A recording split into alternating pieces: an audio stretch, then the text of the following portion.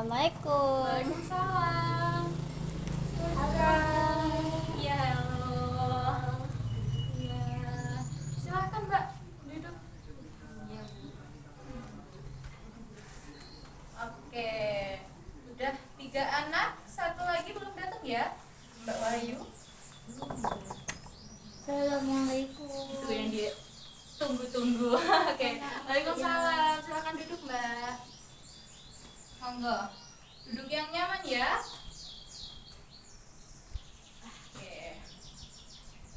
Oke, kalau begitu karena sudah berkumpul semuanya, tadi gimana Nadi perjalanannya menuju ke sini? Susah nggak cari rumah saya? Lumayan. Ya, muter-muter Bu. Main muter-muter. Tapi ya, ketemu rumah saya ya, berarti nyaman. Gimana tadi perjalanan panas nggak? Panas, macet. Panas ya. Panas banget. Oke. Teman-teman juga sama ya? Tadi berangkatnya barengan?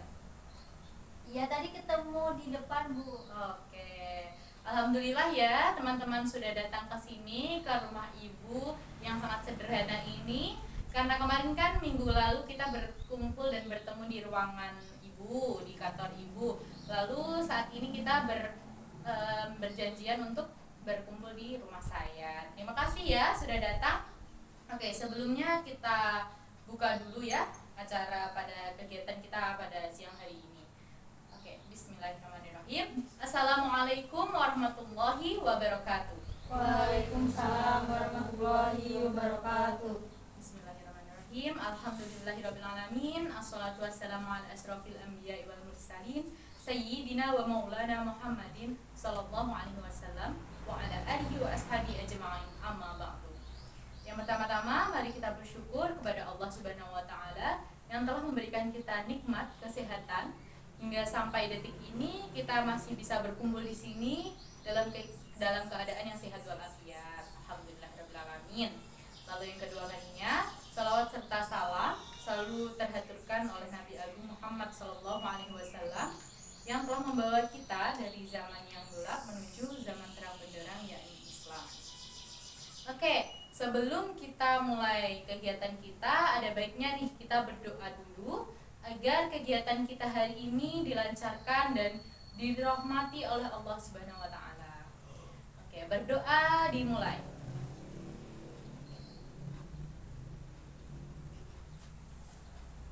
Berdoa selesai. Oke. Terus gimana nih?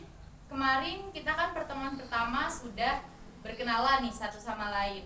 Mungkin karena kita 1 minggu tidak bertemu, mungkin agak sedikit lupa-lupa ingat nih antara teman satu sama lainnya namanya. Jadi kalau begitu kita bermain mini game saja gimana? Boleh. Karena kayaknya udah lemes banget nih kayaknya, panasan ya tadi ya. Oke, kita jadi bermain mini games menyebutkan teman di samping kanan dan di samping kirinya. Dimulai dari saya dulu ya, saya jelaskan. Jadi nanti saya akan menyebutkan gini. Perkenalkan, nama saya Cynthia, sebelah kanan saya ada Mbak Zia, sebelah kiri saya ada Mbak Najwa. Dan begitu sebaliknya. Jadi kanannya siapa, kirinya siapa. Seperti itu ya, bisa dipahami semuanya? Bisa. Oke, silahkan dimulai dulu dari Mbak Zia. Perkenalkan, nama saya Zia, sebelah kanan saya Mbak Zia, sebelah kiri saya Bu Zia. Oke, betul. Terus selanjutnya? Perkenalkan, nama saya Zia, di samping kiri saya Mbak Zia, di samping kanan saya Mbak Wahyu. Oke, terus selanjutnya? Nama saya Wahyu, sebelah kanan saya Mbak Najwa, sebelah kiri saya Mbak Zia. Oke, betul. Terus? Nama saya Najwa, di samping kiri saya ada Mbak Wahyu, di samping kanan saya ada Bu Cynthia. Oke, beri tepuk tangan untuk kita semua. Karena kita sudah saling mengenal nih satu sama lain, udah mulai inget ya namanya siapa-siapa. Sekarang kita memulai kegiatan konseling kita kali ini, konseling kelompok. Nah, masih ada yang ingat nggak? Kemarin saya sudah menjelaskan apa makna dari konseling kelompok. Gimana? Ada yang masih ingat? Mungkin itu apa ya? Gimana? Membahas permasalahan yang bersama untuk membantu semua menyelesaikan permasalahan bersama. Nggak apa-apa, sebisanya. Gimana gitu? Ya. Oke. Oke, betul Mbak Zia. Terus ada lagi teman-teman yang lain mau menambahkan? Sedikit malah dikit. Oke. Kan Mbaknya bilang kalau apa konseling kelompok itu menyelesaikan masalah kalau secara bersama dan menemukan solusinya secara bersama-sama. Oke, betul sekali. Jadi saya jelaskan kembali ya. Konseling kelompok itu adalah kegiatan pendampingan atau pemberian bantuan yang diberikan dari konselor, saya sebagai konselor mendampingi teman-teman sekalian yang menjadi konseli, yang bersifat berkelompok seperti itu untuk menemukan dan menyelesaikan permasalahan yang tengah dihadapi seperti itu secara bersama-sama tentunya, seperti itu ya. Ingat nih sekarang. Lalu saya kemarin juga menjelaskan apa itu asas-asasnya dalam konseling kelompok. Ada yang masih ingat? Sebutkan aja, nggak perlu artinya. Kerahasiaan. Oke, betul. Terus apa lagi? Keterbukaan, kesukarelaan, kenormatifan, keaktifan. Betul banget. Jadi yang pertama itu asas-asas kita kan ada kerahasiaan. Kerahasiaan itu apa? Kita mampu rahasia. Oke, betul. Jadi ya betul sekali yang dikatakan sama Mbak Trisna, maksud saya Mbak Wahyu. Kalau kerahasiaan ini adalah asas yang menunjukkan bahwa kita ini saling menjaga rahasia dan tidak akan menyebarkan informasi yang kita dapat dari sesi konseling kita ini ke luar atau ke orang lain, seperti itu ya. Lalu yang selanjutnya adalah keterbukaan. Apa itu artinya?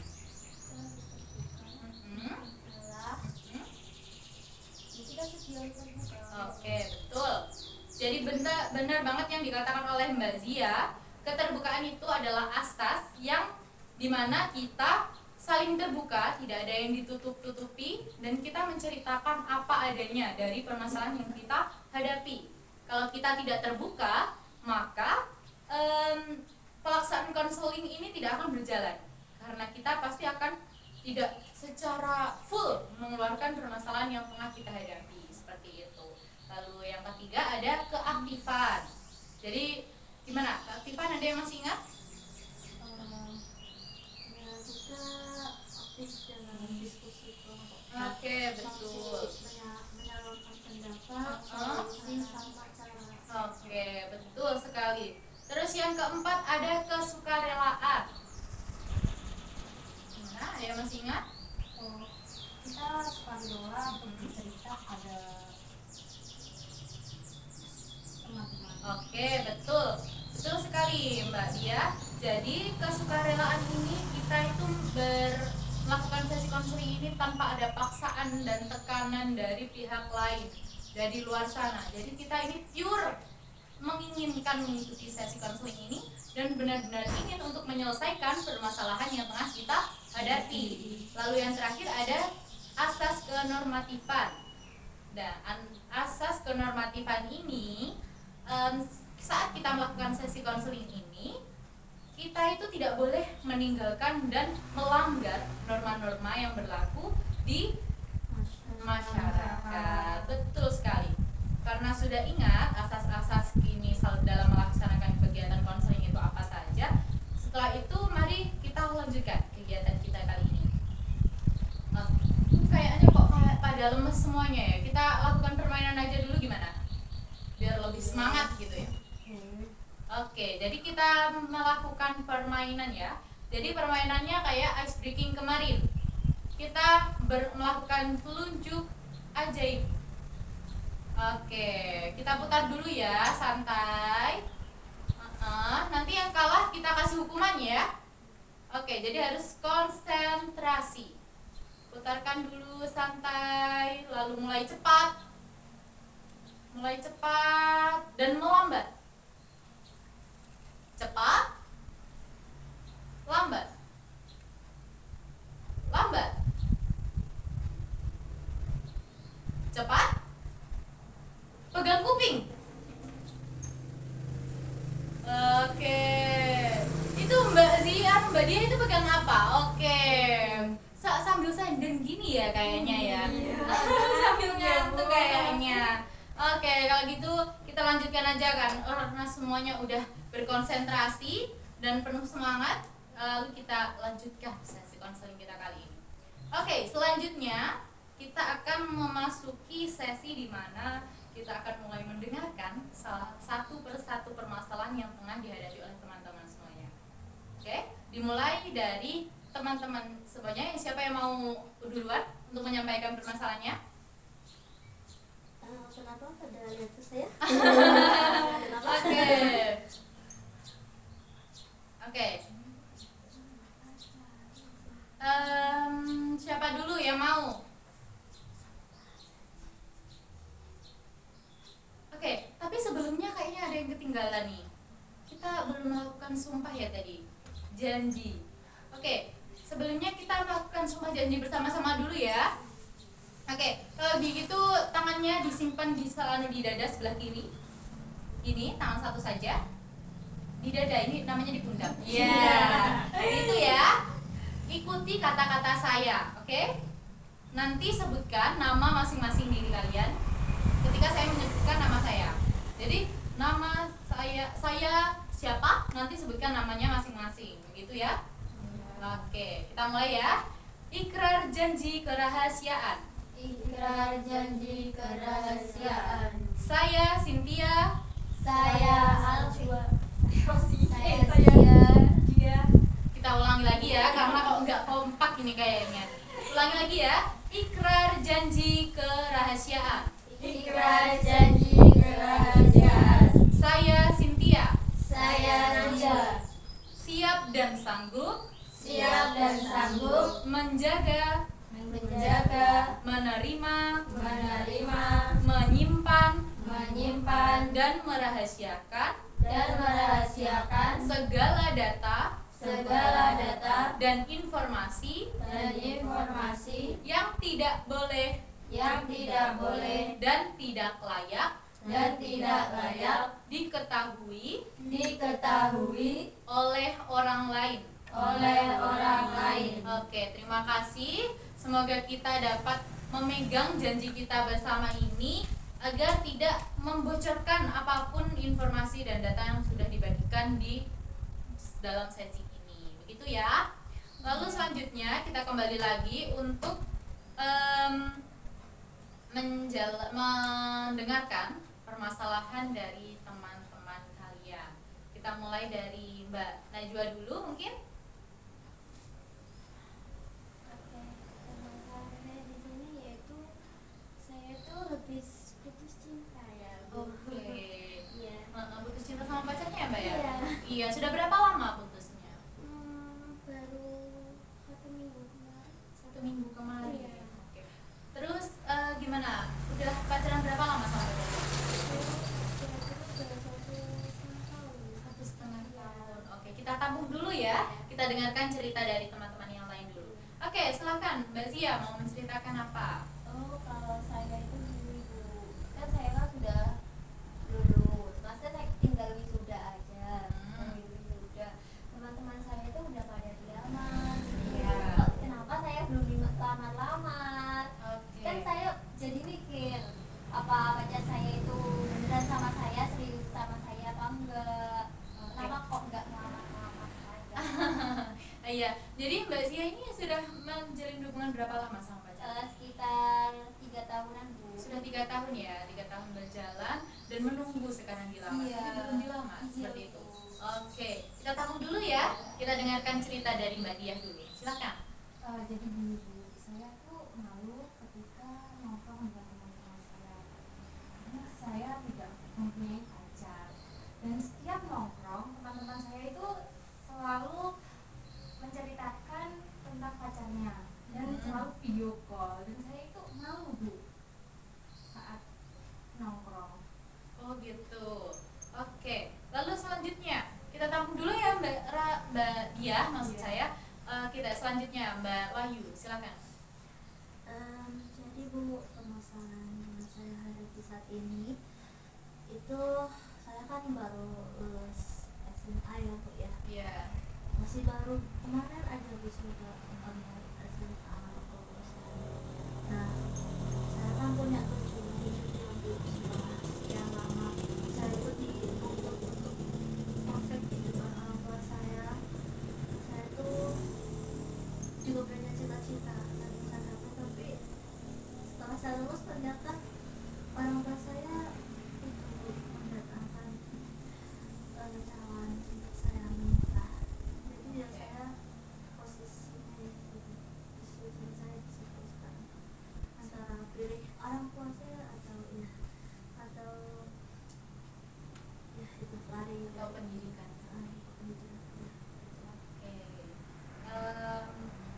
Berarti Mbak Wahyu ini baru kemarin ya lulus SMA-nya? Iya, lulus aja. Berarti masih berumur berapa tahun nih? 19 tahun ya? Baru 18. Oh, 18 tahun. Iya.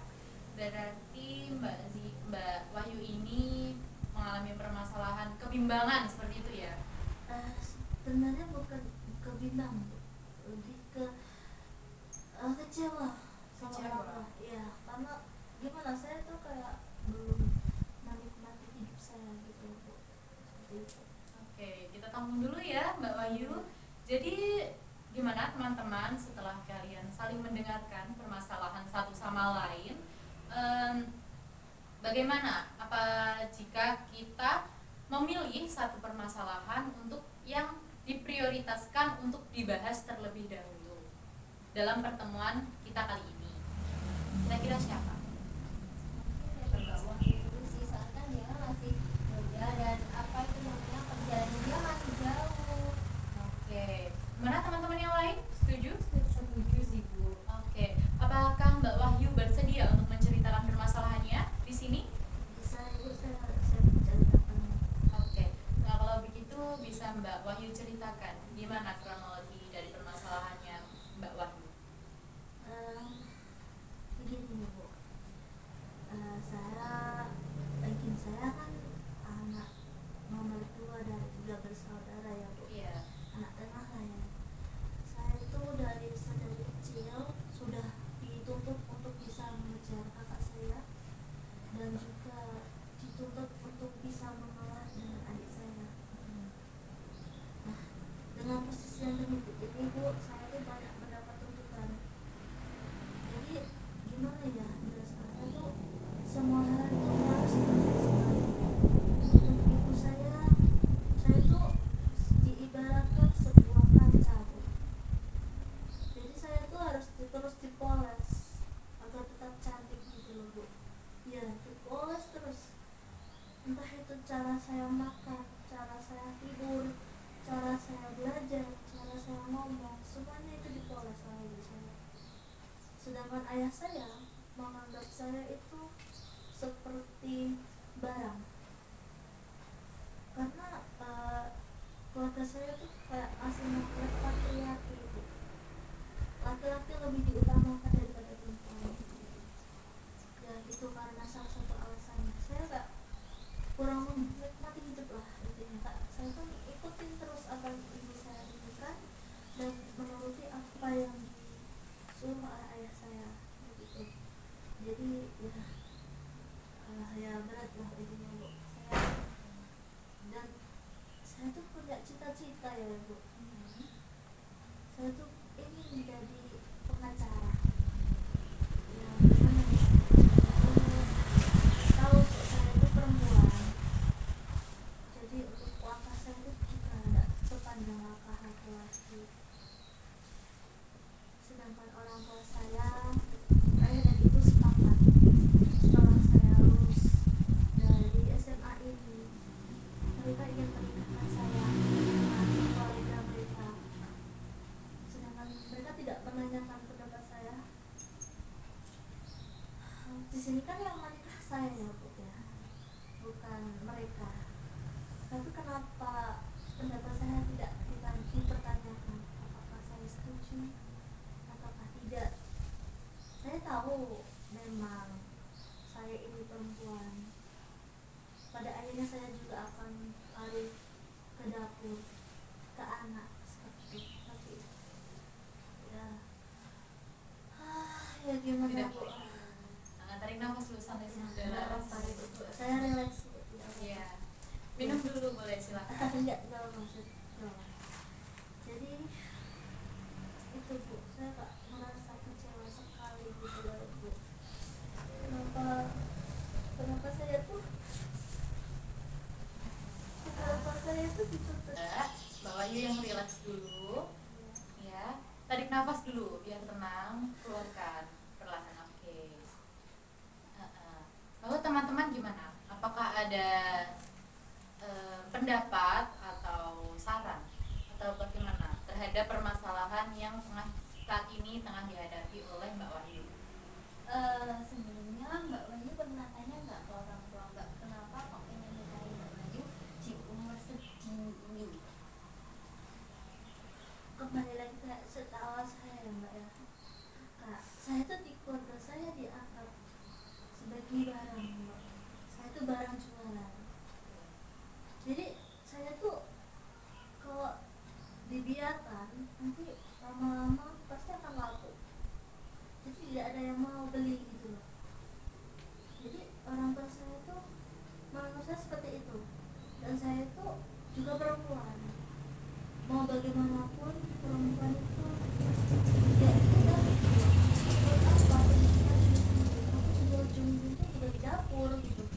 Ujung-ujungnya kamu juga melahirkan punya anak udah terus kamu cuma itu aja gitu. Kalau orang tua saya jadi kayak ya saya tuh setengahnya juga kayak apa emang begini pikiran orang tua gitu kan enggak gitu. Itu Mbak Krisna kan juga bersaudara. Itu cowok semua, maksudnya kakak adiknya cowok atau perempuan, ada yang perempuan? Iya Mbak Wahyu iya maksudnya. enggak apa cowok semua ya laki kakak aku tuh agak laki-laki dan adik Ya kakak laki-laki yang nikah Mbak?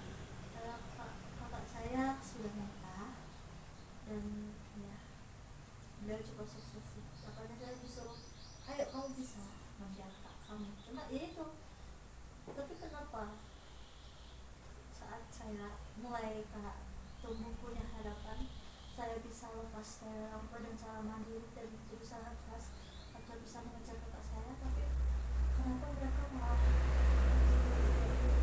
gimana saya tidak tahu lagi harus gimana. Saya sendiri juga capek di rumah sebenarnya. Saya sendiri ini saja tidak di rumah. Saya di mana Mbak? Saya kabur dari rumah sudah sebulan ini. Wijaya. Mungkin mereka cari tapi saya tidak mencari informasi dari sana. Jadi apa yang membuat Mbak Wahyu ini berpikiran meninggalkan rumah dan tidak bertemu dengan kedua orang tua? Karena saya rasa saya sudah cukup mampu untuk hidup saya sendiri. Saya sendiri juga sudah sadar kalau ya saya tahu uang itu emang susah itu. Saya untuk apa saya melepas kebahagiaan saya hanya untuk menuruti keinginan orang tua saya. Saya tahu kalau pernikahan itu sudah dipikirkan matang-matang, tidak mungkin kan orang tua saya menjadikan saya dengan orang asal-asalan. Tapi itu saya tidak mau. Lagian beda umurnya juga ada 15 tahun dari saya ibu, dari kolega ayah saya. Jadi mana mungkin saya mau sama orang tua. Jadi orang tua saya tuh menjadikan saya dengan kolega ayah saya yang usianya lebih dari 15 tahun ibu. Maksudnya yang selisih usianya dengan saya. Jadi kayak gimana bu? Saya takut. Oke, nggak apa-apa ya Mbak Wahyu. Mbak Wahyu bisa tenang di sini karena tempat ini tidak akan ada orang yang akan mendengarkan perbincangan kita di sini. Jadi Mbak Wahyu bisa mencurahkan segala isi hati yang selama ini Mbak Wahyu pendam dan yang selama ini telah Mbak Wahyu ini pikirkan dengan sendiri bisa dibagikan di sini agar Mbak Wahyu dapat mendapatkan ketenangan seperti itu. Lalu bagaimana teman-teman? Apakah ada pendapat atau saran untuk Mbak Wahyu ke depannya. Bu, Oke, silakan Mbak Dia. selama Mbak Wahyu bicara dengan calon atau Mbak Wahyu belum siap atau tidak mau untuk menikah dengan dia, bagaimana Mbak? Ini ya mbak, awal saya ceritakan awal mulanya. Jadi begini, kolega ayah saya itu kan ayah saya atau bapak saya sendiri. Dan kolega ayah saya itu kayak mendonaturkan uang gitu ya mbak. Nah awal mula jumpa dengan saya itu pada saat itu. Dan itu saya posisi masih kelas 2 SMA. Dan saat itu saya pikir dia itu hanya bercanda saja, anak kamu cantik ya, aku lamar boleh nggak gitu. Terus saya pikir tuh bercandaan saja. Kok stok saus saat sudah dia datang bersama rombongan keluarga membawakan ya itu tadi lamaran ke rumah, dan itu tanpa sepengetahuan saya. Notabene baru lulus dan baru tahu dunia luar gitu. Jadi ya kalau saya bicara dengan beliau mungkin tidak akan bisa. Oke, setelah mendengarkan cerita dari Mbak Wahyu, apakah ada teman-teman yang lain ingin memberikan pendapat atau saran untuk Mbak Wahyu?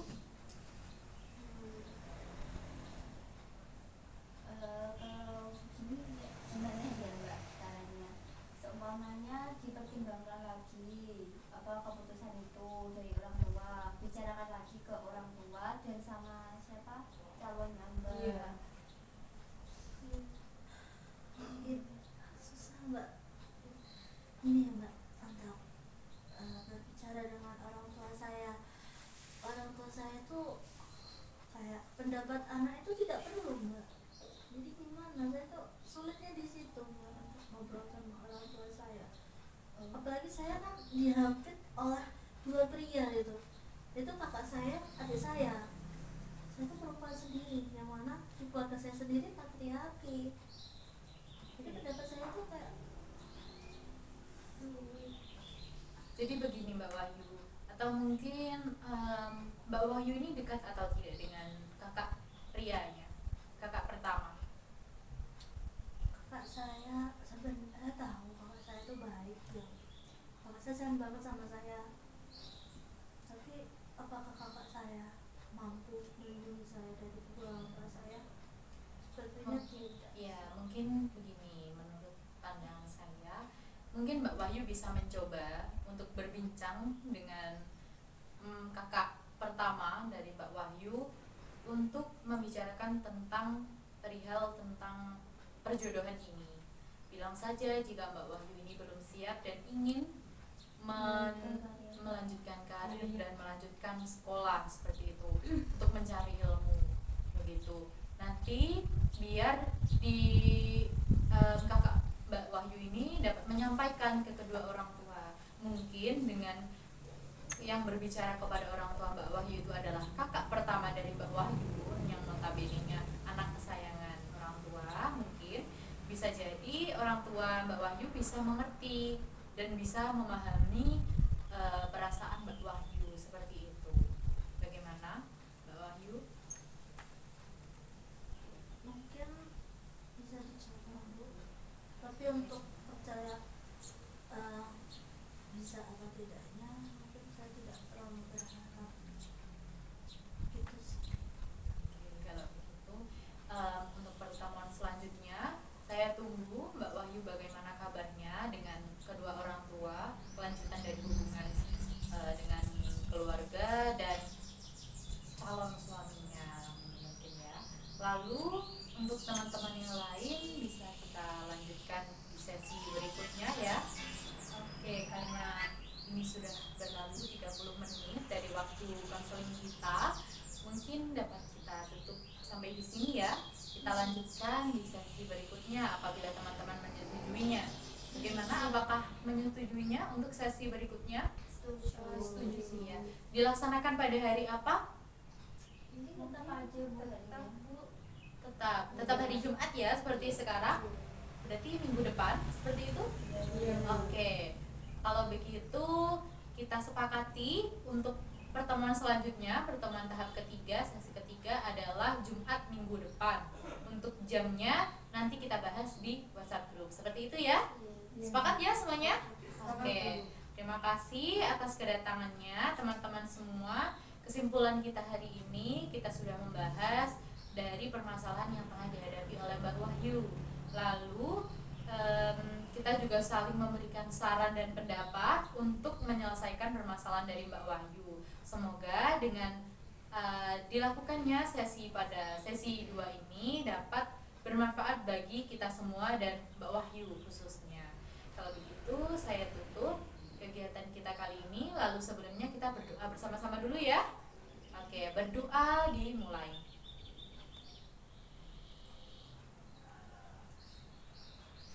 Alhamdulillahirrahmanirrahim. Berdoa selesai. Kalau begitu bisa saya tutup ya sesi konseling kita kali ini. Bisa. Oke, kalau gitu saya tutup. Wassalamualaikum warahmatullahi wabarakatuh. Waalaikumsalam warahmatullahi wabarakatuh. Oke, hati-hati ya semuanya saat perjalanan pulang ya. Hati-hati ya semuanya. Assalamualaikum. Iya, waalaikumsalam.